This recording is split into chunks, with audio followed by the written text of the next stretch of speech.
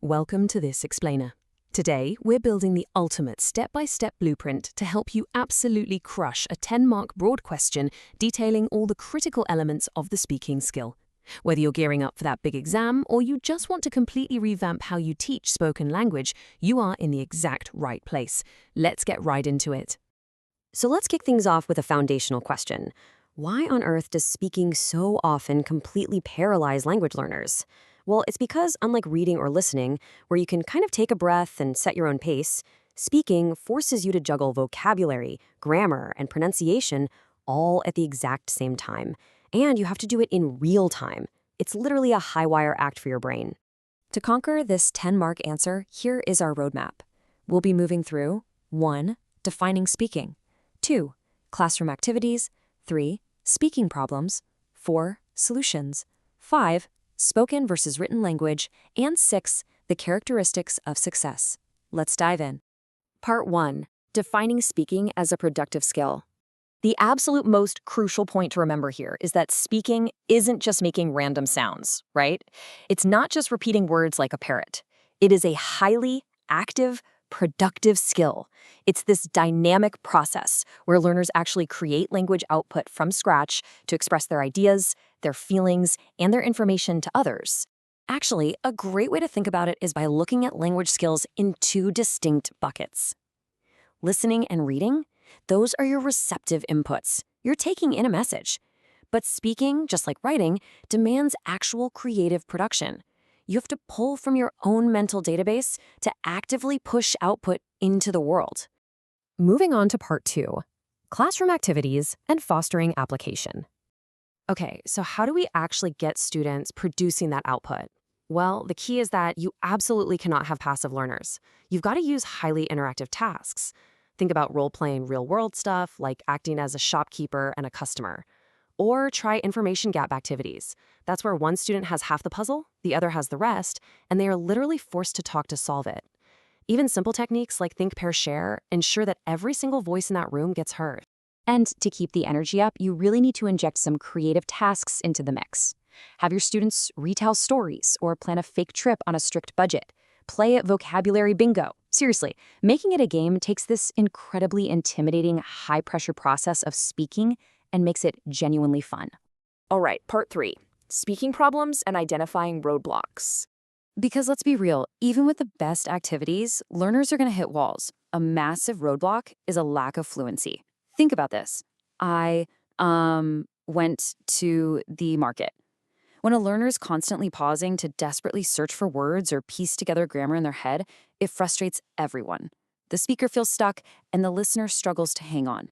A lot of these hurdles are deeply linguistic.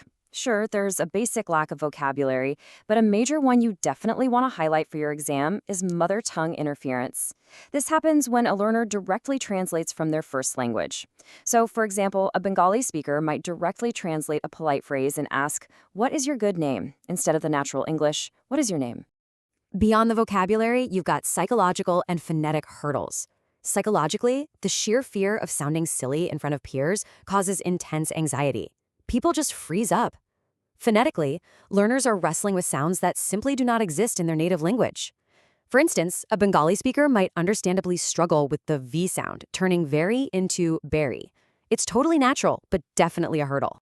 Okay, we know the pain points. Let's look at part 4, solutions and overcoming these challenges.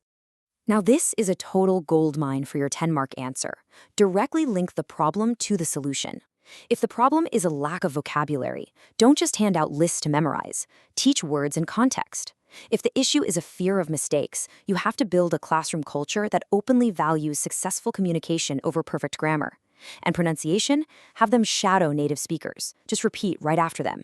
Continuing with solutions, if fluency is the bottleneck, daily timed speaking practice is a real game changer for building that mental muscle. To fight off that mother tongue interference we talked about, we have to train learners to think directly in English through tons of exposure.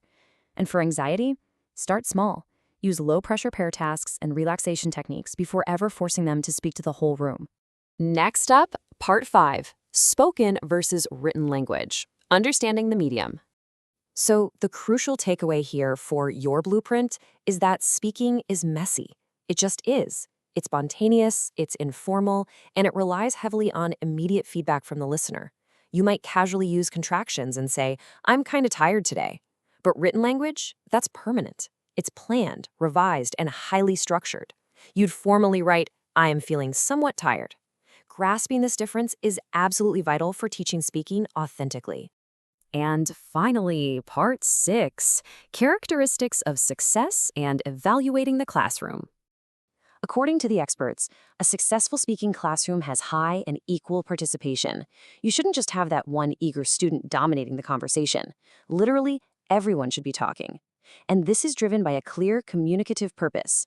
The goal is meaningful interaction, like solving a problem or debating an idea, not just robotically repeating disconnected grammar drills. Now, while we desperately want fluency and a super supportive environment where mistakes are no big deal, output quality does still matter. We're aiming for acceptable accuracy and clear pronunciation so the actual message gets across. It's all about finding that sweet spot, supported by a teacher who gives helpful feedback without killing the flow of the conversation. And that brings us to the end. You now have all the essential elements to build an incredible 10-mark broad answer, from definitions to activities, roadblocks, solutions, and success traits. But I want to leave you with a real-world thought. Knowing all this, what specific change will you make in your classroom tomorrow to empower your students to really find their voice? Thanks for joining me on this explainer. Keep learning, and I'll catch you next time.